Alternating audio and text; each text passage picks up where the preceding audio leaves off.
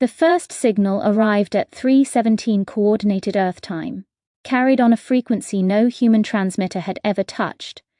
The spectrum analysts at the Deep Array facility outside of La Serena, Chile, were the first to notice the transmission, an elegant pattern of primes encoded with obsessive mathematical precision. Within minutes, the world changed. Dr. Alina Serrano, astrophysicist and senior coordinator of the array, was called in before dawn. She arrived still pulling her hair into a ponytail, coffee sloshing in a mug she barely tasted.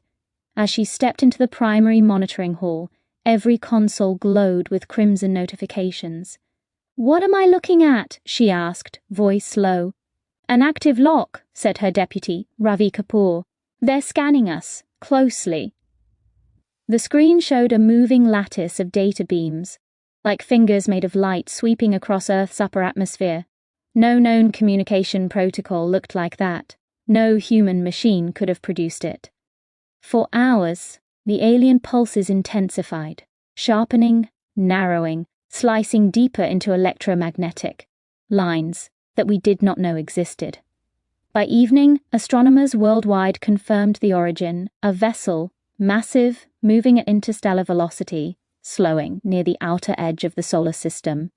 Its trajectory pointed directly toward Earth. The official announcement came 2 days later, not a greeting, not diplomacy, a warning. They called themselves the Syrithal, and their translation was brutally direct. A species capable of accelerated predation enters your region. Prepare for harvest. Do not resist. They were not ambassadors, they were not explorers. They were hunters. Governments scrambled, religions reeled, scientists tried to decipher the alien technology while militaries fortified Earth's orbit. But by the time the Syrithal ship slipped past the orbit of Neptune, an obsidian crescent spanning nearly 100 kilometers, humanity knew the truth. We were not being contacted, we were being assessed, like prey, middle. The Syrithal ship entered orbit without camouflage, like a predator announcing itself to its meal. Its surface shimmered with fractal patterns, millions of shifting hexagonal plates that moved like scales adjusting to an unseen thermal wind. When they finally spoke again, the message was transmitted simultaneously into every satellite band. Your species shows cooperation under duress. This is acceptable. Prepare for culling. Panic spread. Billions fled cities. But there was nowhere to run, not from something that could cross interstellar voids. Earth's governments formed a joint crisis council, headed by scientists rather than generals. Alina, whose team had first detected the Syrithal, was pulled into global leadership alongside xenobiologists, linguists, and AI systems. The first Syrithal landfall occurred over the Mojave Desert. Every military sensor lit up as a sleek spindle-shaped craft descended, air scorching around it without sound. The craft unfolded like metallic origami, and out stepped a creature taller than a human, its form a blend of fluidity and insectoid grace. Its limbs were jointed in threes, its armor iridescent, and its face a crown of shimmering sensory tendrils. It walked as if gravity was a suggestion. The world watched the live broadcast. "This is their scout," Ravi murmured from Alina's side. "Testing us." The creature paced across desert sand, kneeling to sample rock, dust, air. It was collecting data, cataloging the ecosystem, analyzing the biosphere. Several military drones circled it cautiously, maintaining distance. With a movement too swift for any camera to fully capture, the Syrithal scout lashed out. The drones fell in pieces before they even registered an attack. Assessment complete. Begin selective eradication. The voice was not spoken aloud. It transmitted directly into every receiver. Within hours, more scout ships descended globally. But something unexpected happened. The first Syrithal casualty appeared in northern Australia, where a scout encountered a microbiologist training field sensors. The scientist, terrified, hid behind a termite mound. The alien approached, and then collapsed, tendrils spasming. Within minutes, its body liquefied into a shimmering metallic gel. When scientists recovered the remains, they found something startling. A native soil fungus, harmless to humans, had infiltrated the alien's bioarmor. The Syrithal, biologically optimized for predation, possessed an immune system evolved to combat entirely different threats. Earth's ancient, messy, diverse microbial biome was something they'd never prepared for. The next scout fell in the Congo basin, brought down by spores from a hyper-evolved rainforest fungus, another on the Icelandic coast, victim to extremophile bacteria thriving in geothermal pools. The hunters had arrived without immunity. Earth itself was toxic to them. Alina stared at the reports, stunned. "They came expecting us to be simple animals," she murmured.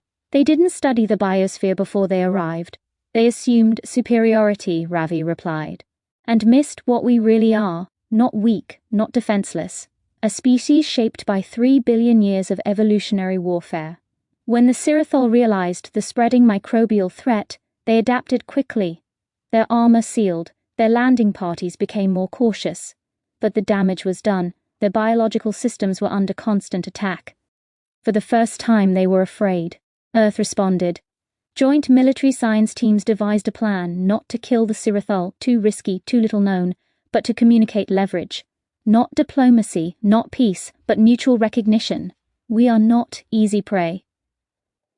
Earth launched a small shuttle carrying a containment core of specially cultured extremophiles, harmless to humans but lethal to Syrithal physiology. The shuttle docked near the alien vessel under strict control. Alina was selected to lead the communication effort, not as a negotiator, as a scientist presenting a fact. She boarded the shuttle despite shaking hands. "If they kill me," she said to Ravi before departure, "make sure they understand I didn't come to threaten them, only to explain survival." The shuttle docked with the Syrithal vessel, its interior a cathedral of metallic geometry. No crew greeted her. The ship seemed alive, its walls shifting like living metal. Finally, a Syrithal stepped forward, larger than the scouts, more ornate. Its armor glowed faintly violet, a sign of status. "You are the one who hears the stars," it said through a harmonic translator. "A thinker, not a soldier." "Yes," Alina replied, voice steady.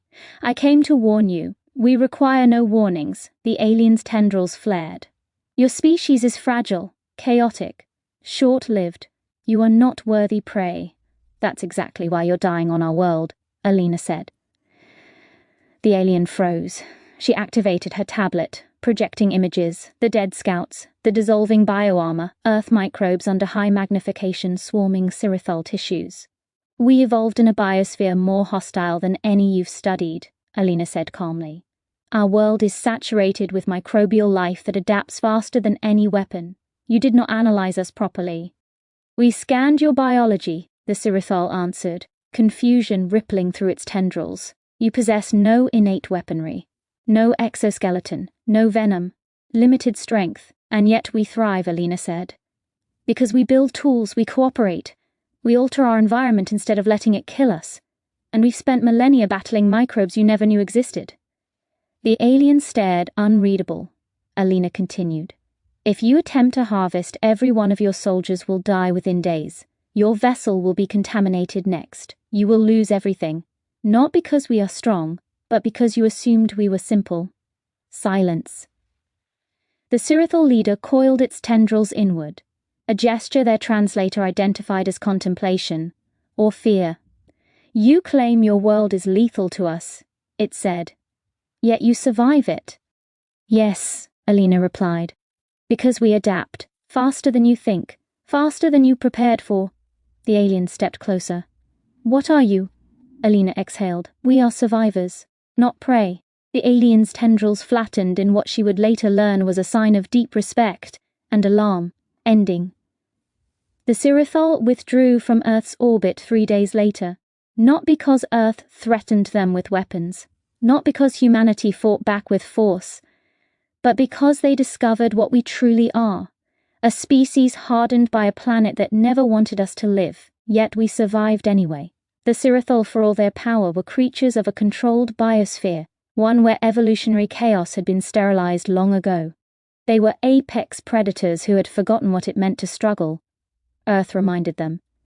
Before departing, the Syrithal transmitted one final message, broadcast in frequencies that resonated not in metal but bone. Your world is cursed with life that devours all things. Your species thrives despite this. You are not prey. You are anomaly. We will not return." Humanity watched as the immense alien vessel curved away from Earth and vanished into interplanetary shadows. The hunters had come expecting trophies. Instead, they found something they had no word for. In time, the global panic faded. Borders reopened. Cities recovered. But something fundamental had shifted. Humanity had been seen, truly seen, for the first time by an intelligence older and colder than anything in our history. And it had recognized in us not weakness, but resilience. Alina returned to her work at the Deep Array facility, but the night after the Syrithal's departure, she stood alone at the observatory's highest platform, staring up at the sky. Ravi joined her quietly. "Do you think they'll come back?" "No," Alina said. "Predators don't return to places where the prey can kill them." Ravi was silent a moment. "So what happens now?" Alina smiled faintly. "Now we make sure that next time someone comes, we're ready not just to survive, but to speak as equals." Behind them, the giant radio dishes rotated slowly, listening once more to the cosmos. Not for hunters, not for warnings, but for possibility. Humanity had learned what it truly was. Not prey, not victims, a species dangerous not for its strength, but for its adaptability. For its relentless will to exist in a universe that owed it nothing. They came to hunt us, and left fearing what they found.